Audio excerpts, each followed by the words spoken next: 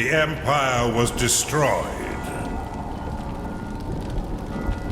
But now Festus, the volcanic land of House Magnanimous, stirs and rallies.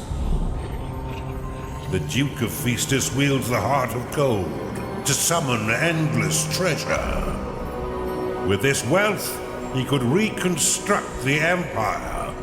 Worse, rebuild it with golden bricks.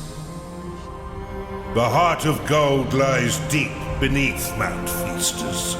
Only the Colossus, a lost golden guardian of this land, can breach the vault. Find me the Colossus, and when Festus is on fire, the Heart of Gold will be yours. You do desire gold, don't you, Casita?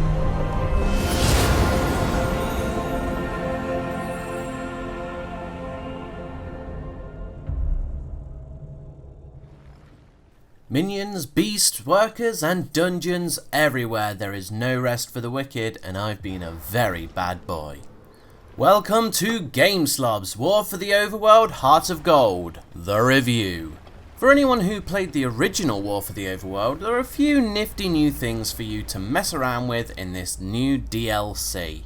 Mainly the Orient Monolith, golden statue decorations, the Colossus, and of course 4 new levels to beat. Fully equipped with bonus achievements.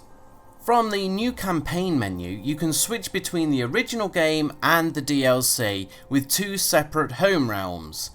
I don't really see the point in that, but it's happening, so I guess we just have to come to terms with it.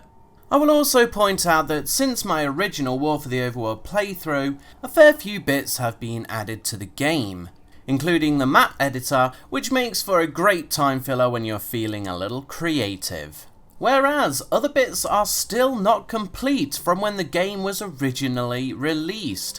Having a strong background in Guild Wars 2, it comes as no shock to me that game developers release DLCs before they have fixed or completed their core game.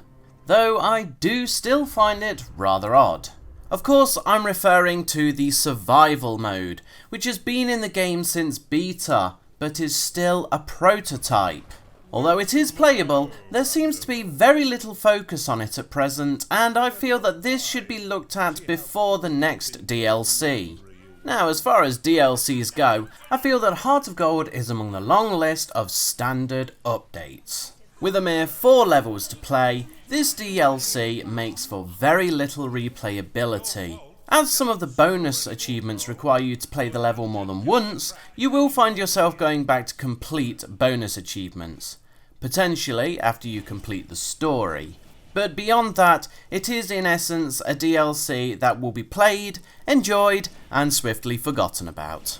There is room for more levels within this DLC, which is curious as I never really thought that Subterranean Games were under any pressure to release a DLC for War for the Overworld. And from the reactions I've seen from players, Heart of Gold came as a huge surprise. Therefore, more time could have been put into it. Off the top of my head, I can think of at least 2 additional levels that could have been put into this expansion. Take Mandau for example. We could have had an additional level 1 whereby you have to break into a dungeon and find a letter or information on the heroes that may know the location of the Summoning Stone and or the Heart of Gold. Following on from that, this could lead on to another level which requires you to find and torture another enemy that then leads you to Murkmud, making for an additional 2 levels. Granted, you have to keep the price of the narrator's voice acting wage in mind, but still, I feel making the DLC more extensive would have been better and more in keeping with the original game.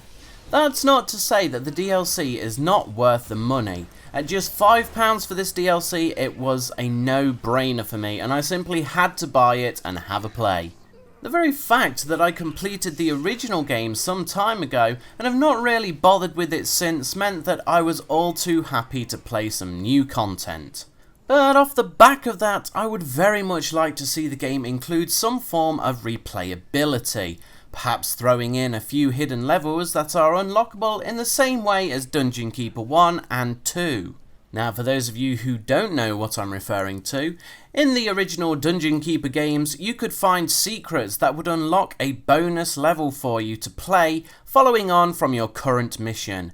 These bonus missions generally had no voice acting involved, and I believe that would be more than acceptable for Subterranean games to do. Another thought that springs to mind is certain in-game unlockables. We've had Halloween and Christmas themed worker imps, so why not the addition of different themed minions and beasts as unlocks? There could quite simply be an in-game point system that require you to do a daily task. For example, play road and achieve the roadblock achievement. Upon completing said daily task, you'd get points that you then collect and use to unlock these fun themes. It could go much deeper, but you get the gist of what I'm saying, right? Having said that, I'm not going to take anything away from this DLC as I thoroughly enjoyed it and have spent many days playing it and replaying it to gain bonus achievements. The addition of gold statue decorations truly amazes me, and I love to decorate my dungeon with them. However, I'd very much like to see the statues added in as an inventory item, much like the creature panel. Perhaps with a way to throw these statues onto your dungeon core to add them to your inventory to use later, rather than having them kicking around your dungeon. It can be rather difficult to tell which statues you have already made. For me, this is a must, as I like to have one of each possible creature decorating my walls, so an inventory for these statues would easily resolve the problem. The levels themselves are fun and a challenge, so Subterranean Games gets a kudos for that. The cinematic at the start was a little disappointing for me, and I would have thought a little more effort would have gone into it. But the mere concept that I would be playing as Casita had me giggling and bouncing in my chair like a little girl. The story and the very idea of reusing existing characters from the original game to further their story is excellent, and I only wish we could have gone back to do an origin story on them. Again, more additional level content right there. We have now also been given access to the Colossus, a new summon creature, which comes with its own benefits of being able to claim gold tiles merely by standing near to it, along with the constructible version of the Colossus, the Aureate Monolith.